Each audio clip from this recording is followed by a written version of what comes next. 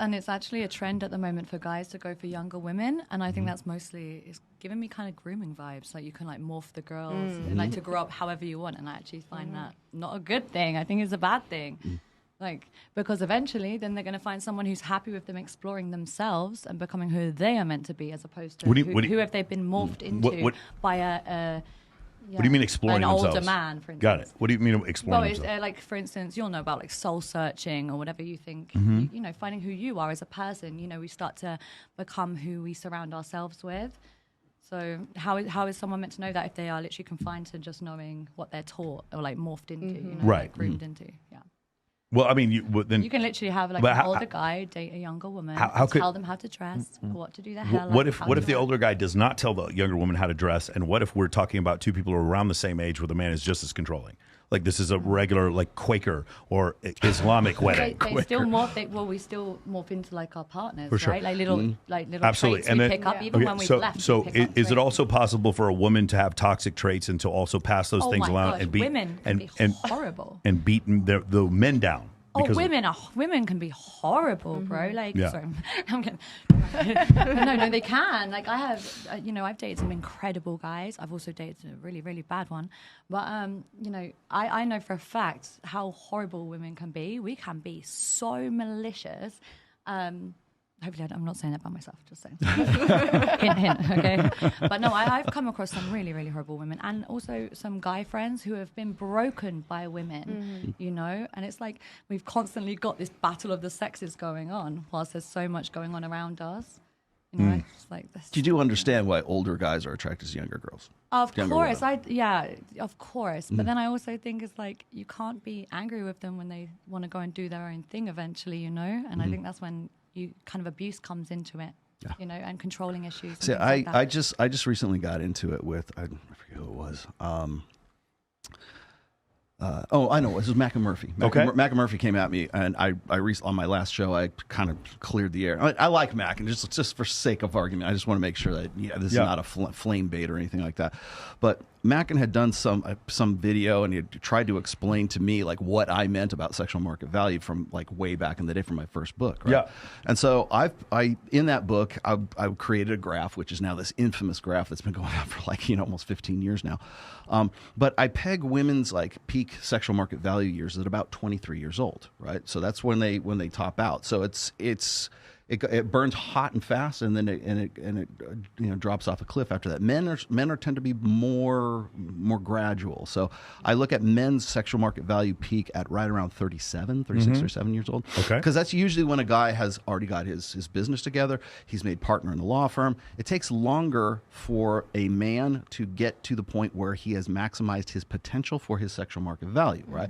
Again, sexual market value. I'm not saying he has to, I'm not talking about the physique side, but there are more things that make a man attractive to a woman than for women. Women's usually just it's physique, and it's fertility, and it's youth and beauty, right? More or less, and availability. Sure. This once you pass the boner test, everything else is just icing on the cake. Okay. But for guys have to have more. We have to have a burden of performance, as I've said in all my books.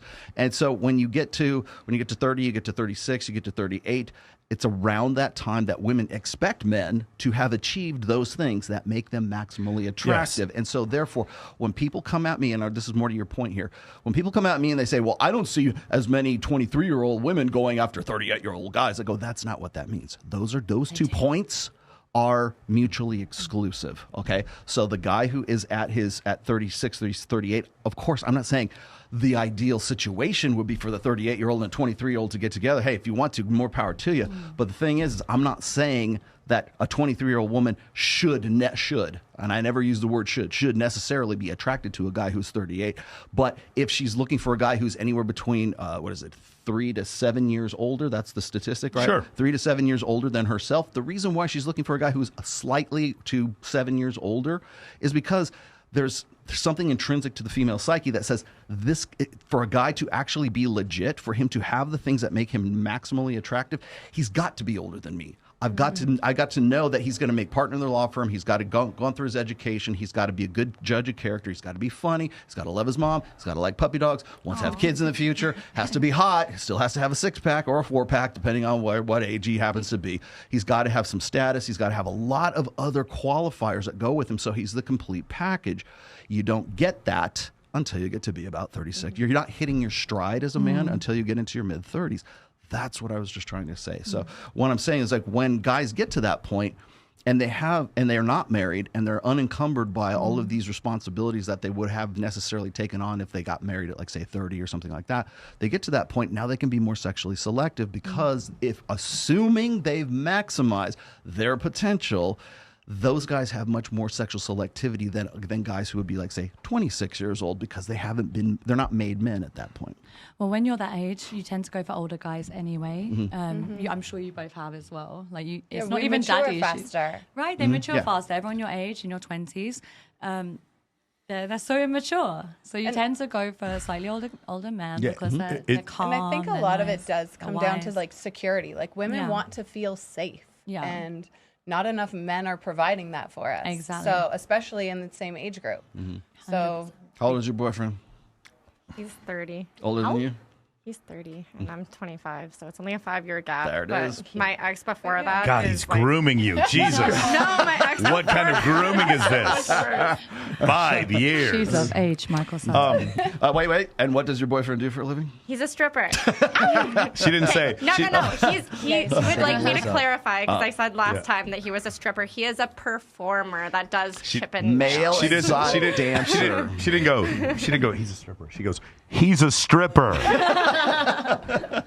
That's great. Okay, no, but my ex was like 40 now. Oh, okay. So like that's so much worse. That's crazy. It's super worse. But it's actually Does anybody hilarious. realize that I'm just sitting here? Does anybody?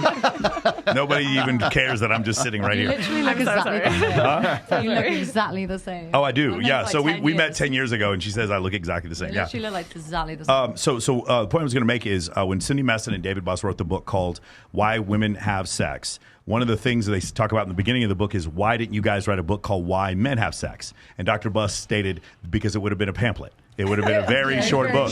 Why men have sex. But why do women have sex? And at the end of the book, they come up with 237 reasons why women have sex. So that's a good thing and a bad thing for men. So for men, it's a good thing because, man, if you're short, or if you're poor, or if you're overweight, you got a bunch of different ways, a bunch of different avenues that you can generate attraction. It's bad because the way women generally pick men is that there's a 15% of men up at the top that get a lot of attraction from women. And then there's a bottom third of men that don't get to participate in short-term dating at all. Yeah, they don't. And so like because those ones. yeah, but you're saying that, but like you don't like that. You don't like that. You don't. They are invisible to you. Oh, They're no, invisible. no, they're not. Wait, no. As Homath would say, they're not people. They're not people. Oh, no. Homath calls them not people. Little gremlins.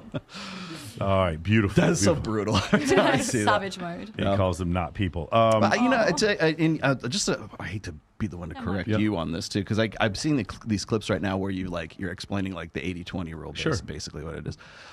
And this is David Buss. Everybody drank. Okay, Yeah. I said it first. When you're giving that stat, you're usually saying like 80% of women or 80% of men are deemed unattractive. Yes. That doesn't necessarily mean that the 20% are attractive. It just means they're not unattractive. No. Well, yeah, what I'm saying, so this is the difference. Where a lot of guys get this wrong is they believe that like 20% of men are sleeping with 80% of women. That's not what's going on. Absolutely not true. What's happening is there is a 20% of men that are getting attraction from 80% of women. They're not sleeping with all of them. And then there's a good number of men. Mack and Murphy said it was about a third. Depending on what you look like, it could be 28%, 18%. There's this like bottom quartile of men that have no chance in short-term dating unless they do something drastic in order, or like do something like get in really good shape or join Men of Action, something like that, and then they can get out of that group. And then there's my whole contention is that top 15% of men that get the most attraction, the top 20% of men, it's never been easier to get into that group. It really hasn't. I mean, but you can go get professional photos done. You can get in shape. You can dress better. You can you can start a scalable business. There's a bunch of you can build a brand online. You can start a podcast. You can start doing man on the street videos. There's a million things you can do. You can become a famous plastic surgeon. You can become a guitarist. There's a million different ways that guys can get into that top 15%. Yes. They literally have all the same Instagrams now. What do you mean? Everyone's like morphing into the same people. Everyone's got like 10 million followers. They're standing outside the same car or the same villa with loads of money. Yeah, that's how we do it. We all take pictures. All trying to manage OnlyFans. I'm like, oh, really? God, dude, those guys. That's a different group. The worst one. So if you ever just want free content. Yeah, you have the guy like whenever I'll host a photo shoot, and there's the girl's always like, hey, can I bring my manager? And it's like, let me guess, it's your manager / NFT supplier / fucking used car salesman / music producer / drug dealer / boyfriend / OF partner / OF manager. Is it that guy's? It's / social media manager. Is that it? Like, yeah, that's exactly. Yeah, she's like, that's exactly right. And he's got a Netflix special coming out next week. Yeah. And also, they're the ones who message as well. Years ago, I was actually one of the first girls invited to OnlyFans. Yeah. It was London based. And I had a message from this guy, and he's like, "You're such a hoe, blah blah blah blah blah." And you scroll down, "Please, can I manage you?" And you're like, "What?" Like that's their game. Yeah, I think everyone said no. Let me break down her self-esteem and then tell her I can bring her back up. Yeah. And then he's like, I think no one wanted him to manage him, so he started his own AI girl. So I'm like, now you just want to, and it was using my eyes. And probably making more money than he's ever made in his life. Yeah. Can we talk about the weird situation here? If I were to make AI images of you, I have to pay you royalties. If I were to make AI images of you, I have to pay you royalties. And if I were to make AI images of you, I have to pay you royalties. If I were to make a conglomeration of your three faces, I don't have to pay shit to anyone. That's what they do. They merge. Isn't that crazy? Because now it's this is, you guys remember that there was a writer's strike recently in Hollywood. Do you remember that? One of the main reasons behind the writer's strike was because there were guys that were like, hey, we're just going to replace these writers with AI. Yeah. With ChatGPT, and the writers were like, no, if you do that, we're going to strike. That's part of what the strike was about, is that artificial intelligence is going to really, really disrupt this. There was something, we had Jasmine Jafar on last week, and one of the things I discussed with her 2 weeks ago, was two concepts. One is the idea of the AI influencer replacing the actual real influencer, which doesn't seem realistic now, but it's just getting closer and closer and closer. And I think it's going to be very difficult. You guys know, like in 2019, making money on OF was way easier than it is now, and it's going to get progressively harder as creepy dudes start creating AI chatbots in order to talk to people. That's the first thing. And the second thing, here's the big one. Ready? Hold on to your guys. Ready? These girls, these guys are subscribing to women and writing them. Oh yeah. And the women are writing back, except it's not women writing back. It's it's Filipino guys that are sitting there, account managers who are writing back. Yeah. Now, if you guys want to go ahead and check federal law, that constitutes fraud. That is an FTC civil violation, or actually, it's a criminal violation. And I'm waiting for a bunch of these. Guys on OF to file a class action lawsuit. I think something like that might happen in the future because a lot of these girls have agencies where they're like, again, I have a coaching program. If I say, hey, sign up for my coaching program, and you come on the call and it's an AI influencer, you can sue me for fraud. Make sense?